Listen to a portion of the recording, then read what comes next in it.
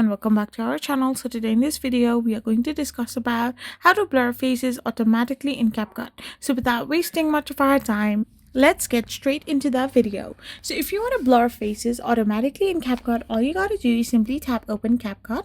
Now you need to select a project that has faces or anything like that.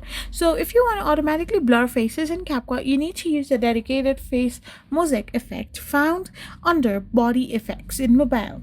So you need to simply go and tap on effects. There you can tap on body effects, and there you can simply find this option called face mosaic.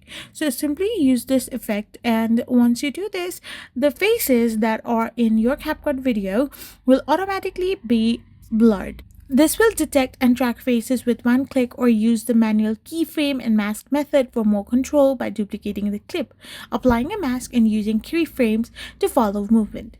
The face mosaic is faster for multiple faces, which the manual method offers precision for specific areas. I hope you found this video helpful, so don't forget to hit that subscribe button and do give us a thumbs up.